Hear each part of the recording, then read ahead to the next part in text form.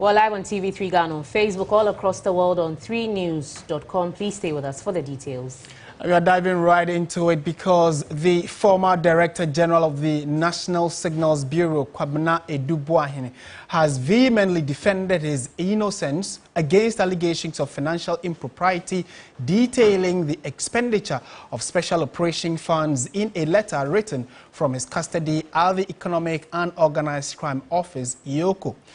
In part of the letter, which was dated the 5th of May 2025 and addressed to the National Security Coordinator, Mr. Ayisha asserted that some of the funds he is accused of misappropriating were utilized to cover allowances for members of Parliament.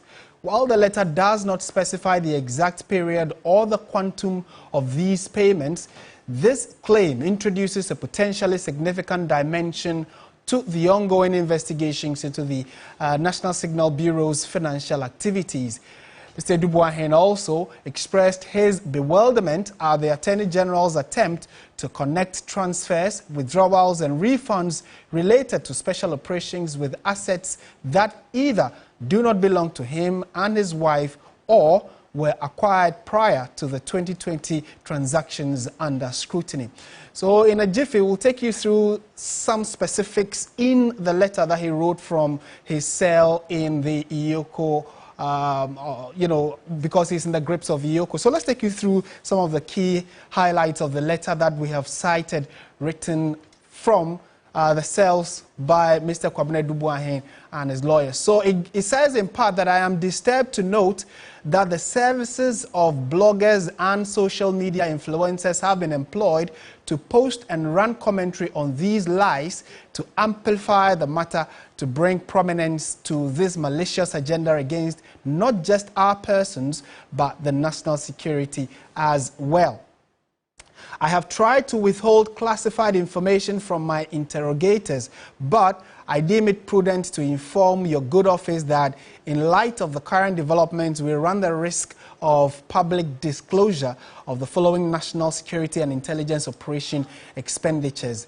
And then also he touches on the fact that although he is the man in the eye of the storm, there are key issues that he is not entirely in charge of, and that he believes that there are certain machinations. So he actually starts his letter by indicating that it is not entirely true, and because of security reasons, it is not everything he is expected to be saying due to security reasons, but as it stands, he has had to spill it all because his life and that of his wife are on the line following the current investigations, and says the Attorney General has been lying regarding the current case being investigated. So we'll bring you some specifics regarding which individuals benefited from the amounts that the former Signals Bureau Director has been mentioning, because in part he says members of Parliament benefited.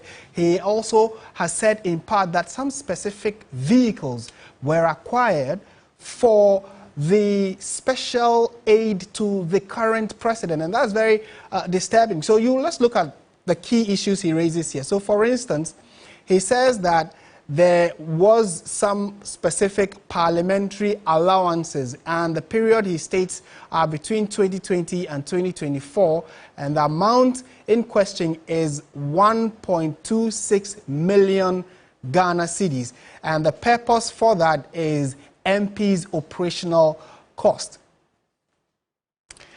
He also touches on the issues of election logistics, where he gives specific indication of 2020 and 2024, and the total amount in that regard is about 14 million Ghana cedis, and the purpose, according to Mr. Ayisha, is polling operations. And he goes on also to touch on the bit about funding that was made available to some specific political parties to help them acquire equipment that they'll be needing to collate election results. So it seems as though he is not the only individual who is to be blamed. That's what we are gleaning from his letter. But primarily, there are other individuals who benefited from various amounts of monies. So again, as of September 2024, an amount of 8.3 million US dollars is what was expended, and the beneficiaries, according to Mr. Dubois, were opposition parties. Right, so those are the key issues that Mr. Dubois has been raising, and subsequently we'll take you through the specifics captured in his letter, where he has given 10 specific items that have been used, or that monies were expended to be used for from the National Signals Bureau. Now, as you may well know, today marks the end of President John Dramani Mahama's 120-day social contract he made with Ghanaians. In the lead-up to the expiry of the 120 days, a number of scorecards have emerged. Today, the president will give an account of his stewardship to Ghanaians. But what do you think? You can drop your answers in our social media comments. But our reporters are standing by to speak to some residents across the country. Let's first connect with Ibrahim Abubakar. He's in the Ashanti region. Ibrahim, if you can hear me, good evening to you. Tell us where you are and what the people you've spoken to so far think about the president's 120-day social contract. Well, Ayisha, so I'm currently at Aspa, and earlier I engaged with some residents here with regards to their assessment on the president's performance regarding the 120-day social contract. Indeed, it has been a mix of reaction, while some are saying that he has been able to perform creditably, even though we do know that he has not been able to fulfill the promise on all the 26 items on the social contract. At least they believe that looking at what he has done, he has been able to do 80% or more of whatever he has promised. Talk about the omission of the e-levy tax, the betting levy tax, the emission levy tax, and also even the launching of the Jumawura project. We also have other issues. Others who are saying no, he gave that promise, and for that matter, they were expecting that by the 120 days, he should have been able to do everything on that social contract. We know that, like I said, the emission of the e-levy tax, but we still have the COVID levy tax. And also, when it comes to the issue of the fight against Galamsey, that is where a lot of the people I engage with are unhappy or unsatisfied with the current fight against Galamsey. They know that indeed the government has placed a ban on mining in our forest reserves and also our water bodies. Yet you move to mining community or you move to these restricted zone, you find people still destroying our forests and also our water body. And for that matter, they are expecting that as a matter of urgency, he tries to fix. Our Ashanti regional correspondent there, he is on the ground. He seems to be having some technical problems there, but he has spoken to a few people. Let's listen to that. I think he's been able to make a little bit of steps. Uses of petrol, taxes, decreasing the number of ministers in parliament and all that. The only thing that I have an issue with the government or Mahama is the Galamsey. With the fight of Galamsey, I'll give him 2%. He's done nothing, absolutely nothing about it. The 24-hour economy is not working. But I've been hearing that it's been confirmed in the office that he's now preparing for that. So I can say that he should prepare very hard and then bring that one too out. I'll give him average because he has been able to tackle some of the things he mentioned in the 120 days contract, especially the e-levy and betting tax and a few other things he is able to tackle. But we are still looking forward to the COVID tax. What's the betting tax in our bay? We is what the Akura water bay in a large bay. They say they have to water bay in a large bay, Mamma Nedri, and ask them Ketua.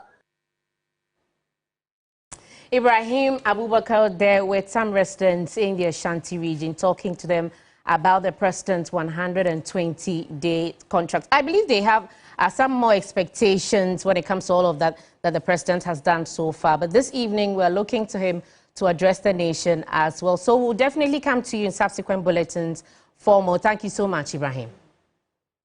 Right, so from the Ashanti region, let's go to the eastern region, where residents have also expressed satisfaction with the performance of President John Dramani Mahama in his first 120 days in office. Many say that the visible strides in fiscal policy and governance reflect a promising start. He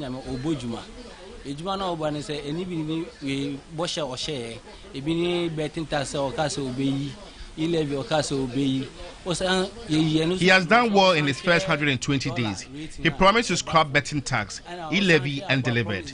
The city has also been stabilized. He has also launched Black Star Experience. He has launched a lot of initiatives. If he continues this way, everything will be smooth. I think some youth employment agency promise be while launching in here. Say an obey accord ya. Me sure say be ye penal. So far, no, Mahama 120 days, no, no, about 85%. If you say so far, I'll give him 85%.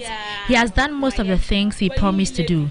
He has scrapped e-levy, betting tax, launched projects, and stabilized the city. Fuel prices have also gone down. So far, so good. About 13 plus petrol, yeah, so. Just say, and your 120 days, no cash or be anywhere. Oh yeah, it's me the man 85%. It is so far there. 120 days better na so. Near my pa or the go up akwan mu so obeye no. Papa ni nyame to ne bunsiesie no. Owo adwen papa magana for. Me de me woni mu gidie say. He has a vision for Ghana. God should protect him. I trust that he will fulfill all his promises. Ghanaians should continue to trust in him. Ghana fon ko so nya mahama mu gidie. Esanse dollar yaba fam. Emugu joba. Enti enim se beye yie.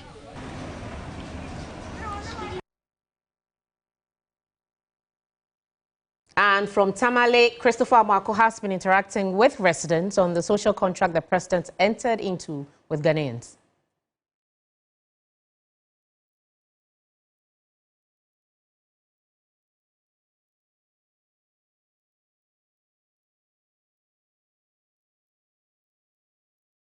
Try and get that to you shortly. In the build-up to the December 7, 2024 general elections, President John Dramani Mahama entered into a social contract with the good people of Ghana. This contract, dubbed the Mahama's 120 days in office contract, promised to address some concerns facing the country, one of which is to form his government within the first 14 days in office. He also promised to establish a women's development bank with a seed capital of some 500 million Ghana cedis. The scrapping of the e-levy and other taxes by his government. Today is exactly 120 days since President John Dramani Mahama was sworn into office. Today, we hit the central business town of Tamale to interact with residents to find out what they make of the first 120 days in office of His Excellency John Dramani Mahama and the NDC government. Come with me, let's find out. He promised us, we are Muslims, northern region here, and he promised us that he will reduce Mecca fare. He promised us that the dollar will be stable. We are seeing that the dollar too is coming down. By God willing, we are praying that the dollar should go down up to even 5 cities. Our president did well. We appreciate. We wish that it should continue maybe 8 years or here because everybody is now okay. But the problem is just the water in Tamale here. Everywhere we are suffering. That's my worry. Our fathers and brothers, this time, this Maka fare, they bring the fare down to 120. And it was very high. So because of that, we thank God and thank John Mahama.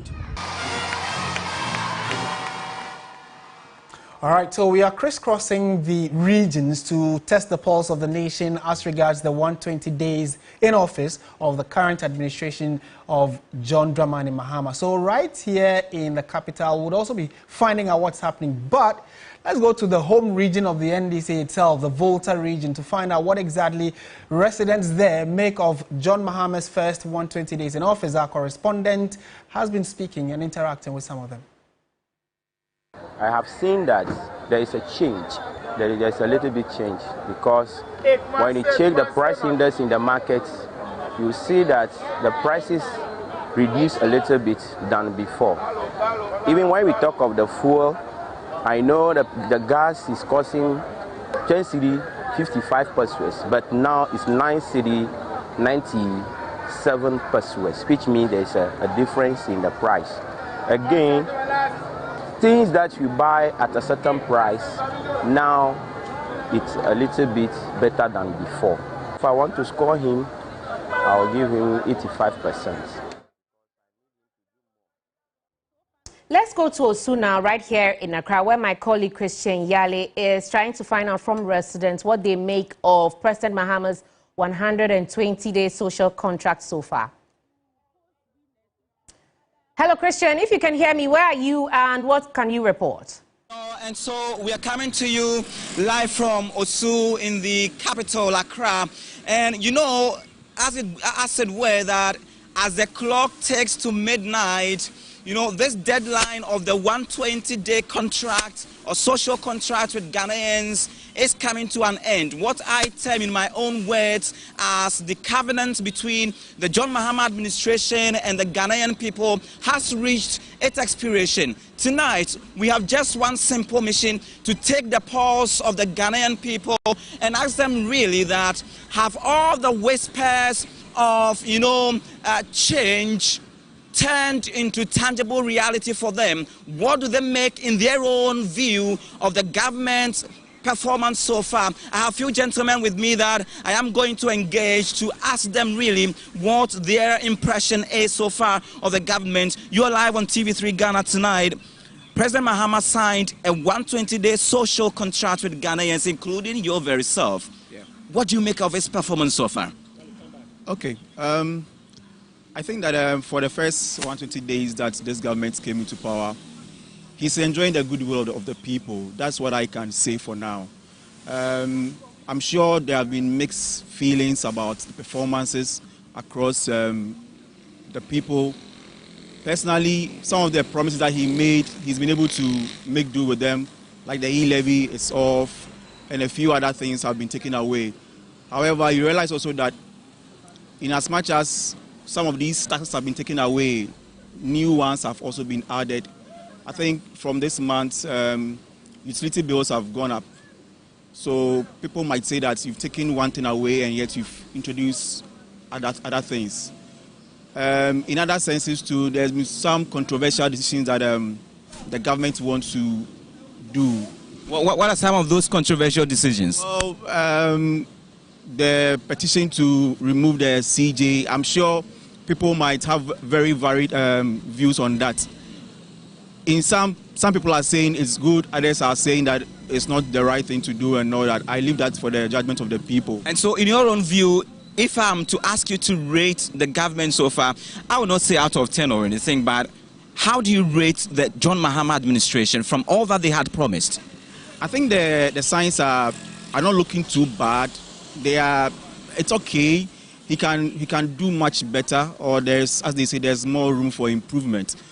Because if you look at the figures, if you look at, for me, from where what I do, looking at the figures, I think that inflation, looking at interest rates, looking at some of these indicators, I would say that much can be done about it, or there's more room for improvement. So if I'm to rate, say, over 10, probably I would do like maybe 6. Because I think that it's still early days yet. Right. Just 4 months into the year, into his administration. I'm sure if he continues on this track and then he doesn't get complacent, probably at the end of the day, we could get what we bargained for and a bit more. Thank you. Thank you so much. What's your name? My name is Bernard. Bernard. So Bernard is rating the John Mahama administration 6 out of 10. Thank you so much for your time. But there are still some few other people here that I want to engage to get their thoughts really on what they make of the government performance so far. I have this gentleman here, Abaimbai Oshebose. And Fuabe 120 muno, within the first 4 months, Nimua to say the way, and ne eberry, or Bayan be brought in Puntunumane, a Bahodo or share. Who was it muno? A carry be said, she was sitting in Tuaba, Yatuaba, or my people shall be brave, what sharp, the performance in the Senate, Yamo. Madame Pamacho, Pamacho, performance now, and yet, if there near to beer. 15 cities, say 25 cities. Also, I be eat tax every so. Say lad be, and I'm 14 point something. Water be, and I'm 4 point something. Who can in your be 18 point something.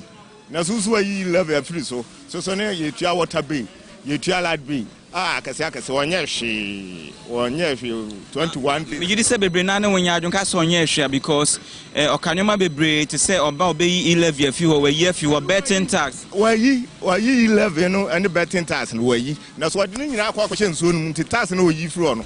Can ye 11 need to ye from no 18 no 18 no I say what the water be. 18 no our day friends. All right, thank you. So because of time we may not prolong it, but his case really is that he believes whatever the government has done deserves better. There should be something better to be done from all the promises that they had given, because they promised to take a number of taxes out, but right, Christian Yali there reporting from Osu right here in Accra, speaking to some Ghanaians on the performance of President Mahama's 120-day contract so far. Well, so look, you don't have to stress. Right after the bulletin at 8:30, the president will be addressing the nation to give us an account of his own perspective of how he has fared in the last 120 days. So we would want you to stay with us. And right after News 360, our analysis begin. So you want to be with TV3, your trusted source for news and current affairs. All right, so let's go on to some other stories now. An Accra Circuit Court has granted a 13 million Ghana cedi bail with 4 sureties each to 4 persons arrested at the Swissport terminal at the Kotoka International Airport on the 23rd of April. The 4, Gariba Soli, Josiah Baini, Emmanuel Minta, and Kwabena Ampofu Entry, are on trial for their involvement in attempting to export 73 slabs of narcotic drugs from Ghana to the Netherlands. Lord Edwasare reports. The accused persons have been charged with attempted exportation of narcotic drugs without a license, conspiracy to commit crime, possession of narcotic drugs without lawful authority, and conspiracy to commit crime. Appearing in court on Wednesday, lawyer for the accused person, Gary Basoli, argued that his client was approached by 2 Dutchmen to buy 256 artifacts from the Arts Exhibition Center in Accra. He said after packaging, he handed the consignment over to Ansadi's Shipping and Logistics, freight forwarders operating at the airport. According to him, upon physical checks and examination by airport personnel on April 17, the items were cleared, but was arrested later on April 23 after the boxes were scanned again. The lawyer then prayed the court to grant his client bail, maintaining that his client was a victim of circumstances and innocent of the charges. Lawyers for Josiah Baini, Emmanuel Minta, and Kwabena Ampo for Ante also prayed the court to grant them bail, citing that they had already been in custody for over 7 days. But the prosecution vehemently opposed the bail applications. They explained that investigations were still underway and hence granting the accused person's bail would interfere with the work. Presiding Judge Sedinam Awu Kwadam, however, noted that the prosecution had not been able to prove that the accused persons would interfere with investigations. She then granted the 4 a bail of 13 million cedis with 4 sureties each. One of the sureties to be justified is to have a landed property worth 1 million Ghana cedis. Another 2 are to be civil servants with net salaries not less than 5,000 Ghana cedis. The court also ordered the accused persons to report to the offices of the Narcotics Control Commission twice a week. They are also to be placed on a no-fly short list and their biodata taken and submitted to the passport office to prevent them from making new passports. Lord Idwasari, TV3 News, Accra. The Minerals Commission has unveiled a system to monitor and track earth-moving and mining equipment, including excavators. Now, the Ghana Mine Repository and Tracking Control System is expected to provide a real-time information on illegal mining activities. Christian Yale reports. About 4,000 trackers are expected to be procured for monitoring of some 7,000 mining equipment at various sites. From the control room, live satellite and drone images from every Galamsey area will be monitored for a crackdown on the illegal practice. Excavators will be installed with trackers and will be assigned to specific concessions. The system will ensure that any excavator that moves outside its concession area is automatically cut off. Trucks carrying explosives, speedboats used by river wardens, and quarries will all be monitored. In this control room, we are going to have eyes on the movement of each excavator. We are going to track them. We are going to know who owns them. And at any point in time, we are going to pair each excavator to a concession at a time. That is what we are going to do. Because if we don't do that, it means that once it's finished working here, it can quickly move to another concession. But no, this time around, we are saying that before you move to a different concession, you need to come through Mincom to ensure that we pair you to wherever you are going. We've created a small server room there where we have our servers, right, where we hold our own data. But we also in talks with NITA, right, to also have an off-site server warehouse where we can also hold our data. The consultant added that the system is fitted with a module for security agencies to enforce the law. We are installing load scanners across all the quarry sectors to ensure that we have eyes on each production data. That will help us to get the required royalties and taxes. Convener of the Media Coalition Against Galamsey called on policymakers to scale up the program and implement it immediately. Everything that we need to be able to deal with this terrorism that is going on is currently in existence. And I think the major call to the minister and then the CEO is to be able to scale this up. And there should be collaboration also with the Ministry of Transport as well, and then the Ministry of Roads and Highways. Deputy National Director of Arocha Ghana, Darrell Bosu, requested timelines for the full implementation of the program. I'm really keen to see how the system here connects with the work of the Forestry Commission and also with the Water Resources Commission. The alignment and the synchronization of all the various institutions and what they are doing is very, very important. So I think we need to have some timeline because we are really in a point of crisis and we need to get this out as soon as possible. About 5 years ago, government promulgated the Minerals and Mining Regulations 2020 LI 2404 to provide for the registration and tracking of earth-moving and mining equipment used in mineral operations. This move, which would be decentralized, is part of effort to deal with the illegal mining head-on. Christian Yale, TV3 News, Accra. 9 people have been arrested in a police raid at Akatachieso in the Dartey North District of the Ashanti region. The suspects were caught on illegal mining. Here's a report by Benjamin Ayisha. The police raid at Akatachieso was prompted by intelligence pointing to illegal mining activities in the area. According to the police, they fired warning shots to get the persons working at the site to yield. Deputy Ashanti South Regional Police Commander Chief Superintendent Cephas Arthur confirms some persons were mining in the area but under national security protection, but the police are unable to confirm their identity. Presently we are conducting investigation, so we can't put a finger on who is who. So at appropriate time, when we are able to get further information, we'll get back to you. Unlike the alluvial small-scale mining that involves excavators, this mine does rock mining where deep holes are dug into the belly of the earth in search of gold. Under this system, simple tools are used to excavate rocks containing gold for processing.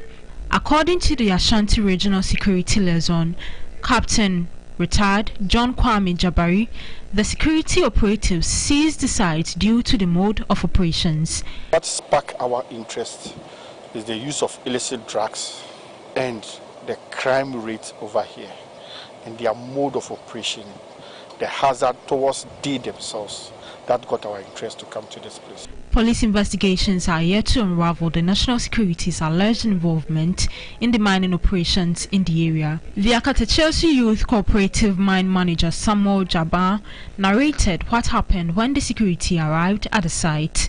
They only told us that there's a directive from Accra that they should come and take over the mine.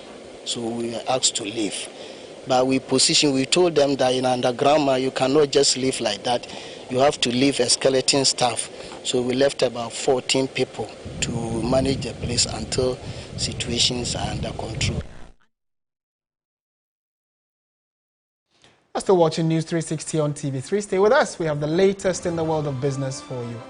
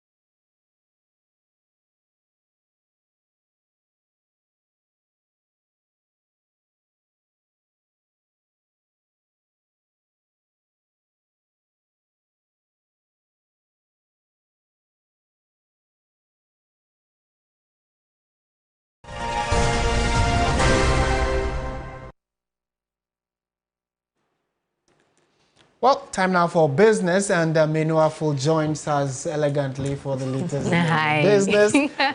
Okay, you're welcome. Thank you. So what do we expect in business? Well, you know, inflation has seen a downward trajectory, so we're going to highlight on that and then bring you more stories. Great, let's go in.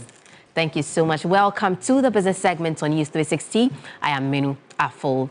Now, Ghana's inflation rate has continued its positive trajectory, dropping to 21.2% in April 2025, according to the latest data from Ghana Statistical Service. The overall outlook is cautiously optimistic, with opportunities to consolidate gains and enhance economic resilience. The 21.2% inflation rate for April marks a fourth consecutive month of decline, building on the 22.4% recorded in March and offering some respite after a period of high price increases. Despite the sustained increase in the overall inflation rate, a closer look reveals a persistent challenge as food inflation remains stubbornly high. And this is largely driven by a moderation in both food and non-food prices, though food inflation remains elevated at 25%. On month-on-month basis, however, food inflation increased whilst non-food inflation was maintained. Year-on-year inflation was higher for locally produced items at 22.7% compared to 17.7% for imported items. The increase in month-on-month inflation for April 2025 signify price pressures in the month. As Ghana's inflation continues its downward trend, government statistician Dr. Alhassan Idrisu has advised both households and businesses to strategically navigate the evolving economy landscape. That for households, they should continue to manage expenditures cautiously and remain responsive to changes in price of items such as food and transport, as we saw in the data, which have shown volatility. And then for businesses, we would recommend that they should continue to take advantage of the easing cost pressures we are seeing to rebuild margins or provide price relief to consumers, especially in sectors that are heavily reliant on transport and imported goods, such as food and restaurant and accommodation services. The sustained drop in inflation is a positive signal of moderating inflationary pressures. In more news tonight, the Bank of Ghana is ramping up efforts to strengthen cybersecurity across the financial sector after Ghana recorded nearly 10 million cedis in cyber fraud losses in 2024. At a stakeholder engagement in Accra, the bank announced revisions to its cybersecurity directive and plans to expand its command operations center to cover all regulated institutions. First Deputy Governor of the Bank of Ghana, Dr. Zachary Mumuni, says a revised directive and expansion of the Financial Industry Command Security Operations Center, or FICSOC, will enhance early warning systems and threat intelligence sharing across the sector. The bank has initiated a progress to revise the Cyber and Information Security Directive. The updated directive will address emerging risks tied to artificial intelligence, data privacy, cloud computing, and digital governance. These are new areas that were not included in the earlier directive, and so the need to update this. The Financial Industry Command Security Operations Center, or FICSOC, established by the bank in recent years, is credited with improving real-time threat detection and response across participating institutions. Daniel Klu is the head of ISO at the Bank of Ghana. The financial industry is the livelihood of our economy and a lifeblood as well, and the #1 target for cyber criminals. A breach at one institution can trigger an effect throughout the industry, eroding customer confidence, destabilizing the entire industry. The FICSOC stakeholder engagement brought together players within the financial and cybersecurity space to deliberate on ways to combat existing and emerging cyber threats. And now, as the cedi gains strength, the Ghana Union of Traders Association, GUTA, has commended the Bank of Ghana for its efforts in stabilizing the currency against major trading currencies. GUTA noted that the positive trend has brought relief and confidence to the economy. The cedi has appreciated by approximately 8.5% against the dollar since the start of the year, selling at 13.46 cedis per dollar from 14.71 cedis. It has also gained significantly against the British pound and euro. Guta credited the cedi stability to prudent measures by the Bank of Ghana and called for sustained efforts to maintain the gains. You recall 2022 when we were all crying out because the dollar was going beyond the roof. It depleted working capital of 25 to 30%. So when we see a trend that is referencing our gains and giving us some kind of confidence and respite, it is in order for us to pat the back of the managers of the economy that this is a human's job, you are doing well, because what you're doing is giving us some positive responses and feedback. Guta. Let's now look at how the cedi is faring against major trading currencies and how some of our key commodities are faring on the global market.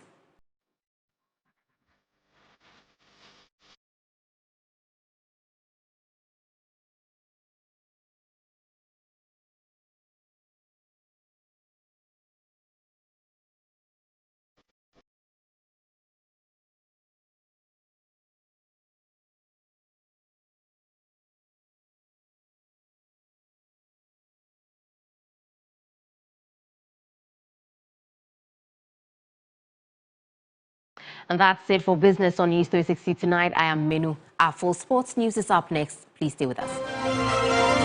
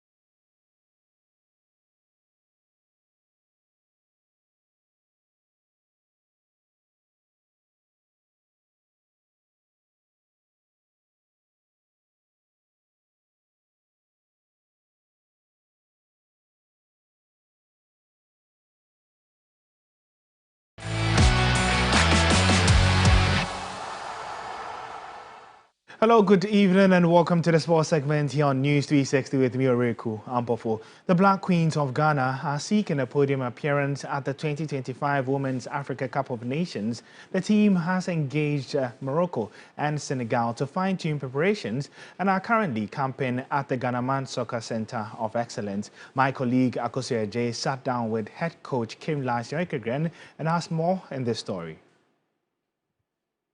It's been 2 months since Coach Kim Lasio took charge of the Black Queens of Ghana. The team has been in various training camps and played 3 friendly games since his arrival to prepare for the upcoming Women's African Cup of Nations. The former Racing Louisville manager, in a sit-down interview with 3 Sports, reveals why he accepted the Black Queens job. I mean, there were a lot of offers in that time, so there were many different pieces. To find a job that could be good for my family was one thing, but I think even more important for me have been that I see the potential here. The potential is so great. As part of preparations for the upcoming Women's African Cup of Nations, which will be staged in Morocco in July, Black Queens coach Kim Lasio is holding a camp at the Ghana Soccer Center of Excellence. This May campaign, according to the coach, is to assess some individual players. The coach invited 31 players to camp, including 24 players from the Ghana Women's Premier League and 7 foreign-based players. According to the coach, this will give him a better opportunity to assess all the players in the Women's League. So for me to see all of the players in whole Ghana is impossible. When I have been here, I maybe had a chance to go and watch one game like 3 o'clock, but if there's no more games later, I can't see all of the players. So this was a great chance for me to bring many players and to get to know them both on and off pitch. The Black Queens will be returning to the tournament, having missed out on the 2022 edition. Their first header will be in Group C against defending champions South Africa, Tanzania and Mali. The manager is confident of going all the way and returning to Ghana with trophy and gold medals. For me, it's simple. It's to put the gold medal here, all right? The Black Queens last enjoyed a podium finish at the Women's AFCON in 2016 when they beat South Africa 1-0 in the 3rd place playoff. Well, the Black Queens will be in action later this weekend as preparations continue for the Women's Africa Cup of Nations. They would face their younger counterparts, the Black Princesses, at the Ghana Soccer Center of Excellence. Away from women's football, let's move to men's football, where Jerry Afriyie has officially left the Black Satellites camp at the 2025 Under-20 Africa Cup of Nations to rejoin his club side CD Lugo in Spain, following a pre-arranged agreement between the Ghana Football Association and the Spanish third-tier side. The striker was released by Lugo to play only the first 2 group matches for Ghana at the Under-20 AFCON in Egypt, facing DR Congo and Senegal. The club, which has been keen to retain the services due to the ongoing Spanish football season, confirmed he will return to Spain on May 7, missing Ghana's final group game against Central Africa and any potential knockout stage fixtures. Jerry Afriyie, who is one of the best players, around in the Under-20, not getting the opportunity to stay up until the semi-finals just seems like a waste of time, because now the team has to make do without him. I think it would have been better if he had come in around the quarter-final stage, and then if he was going to play 2 games, let him play the 2 games and help Ghana secure qualification to the Under-20 World Cup.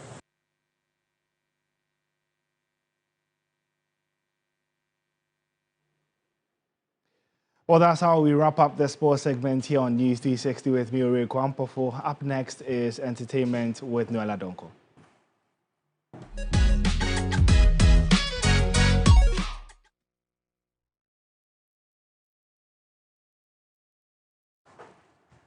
Well, good evening. Let's get into some entertainment news updates here on News 360. My name is Noella Donko. Now, 2024, Ghana's Most Beautiful, Titiaka, has launched her project, Eco Green Oasis Legacy. Now, aside carrying out advocacy and mentorship programs on climate action, the Eco Green Oasis Legacy project will also help build schools in selected communities and offer educational scholarships to children with special needs. Across Ghana, NIHAD is planting seeds of change, not just in the soil, but in the minds of the next generation. Aimed at empowering communities against climate change, the dynamic GMB queen, born NIHAD Titiaka Ibrahim Oasis, has through her project been working to improve education within her community. Months after winning the coveted GMB crown, Titiaka launched a mentorship program and took to various platforms to champion climate action.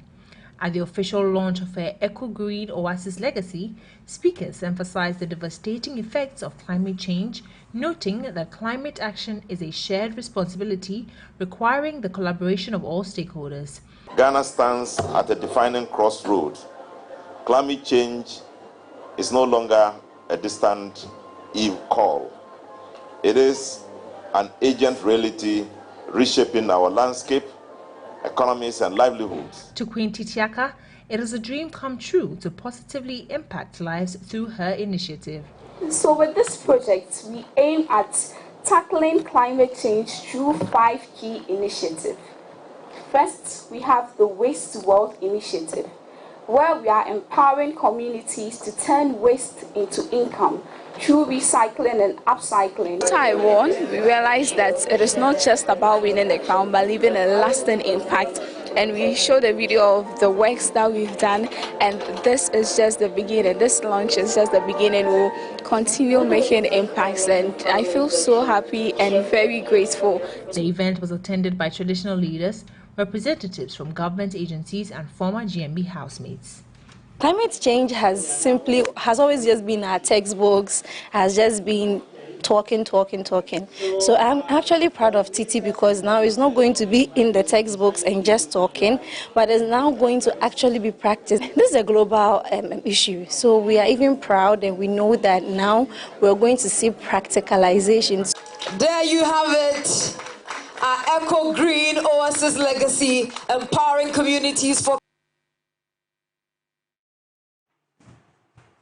Well, that'll be all for the entertainment news segment here on News360. My name is Noella Donko. It's now time for some international news.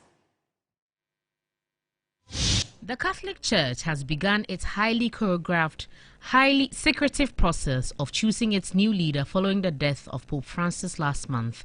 More than 4 out of 5 of the cardinals who are selecting the next pontiff owe their positions to Pope Francis. Of the 133 members of the College of Cardinals under the age of 80 who are eligible to vote in the conclave, Pope Francis installed 108.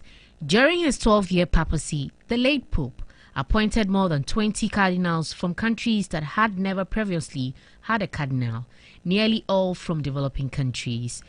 Since many of the cardinals appointed by previous popes turned 80 during the late Pope's papacy, this generation shift in the age of the cardinals allowed him to appoint new members from different parts of the world. Some have speculated that this could lead the conclave to appoint a successor that will continue the late Pope's pastoral priorities. Tensions escalate in India and Pakistan after India launches missile strikes in Pakistan and Pakistan-administered Kashmir. Pakistan says 6 locations were attacked, and Prime Minister Shehbaz Sharif says 5 Indian jets were downed. India has yet to confirm the downing of the jets. Pakistan says 31 people have been killed and 57 injured by airstrikes and firing along the line of control. Meanwhile, India's army says at least 15 civilians were killed by Pakistani shelling on its side of the de facto border. India says the missile strikes are in response to deadly militant attacks on Indian tourists in Pahalgam last month.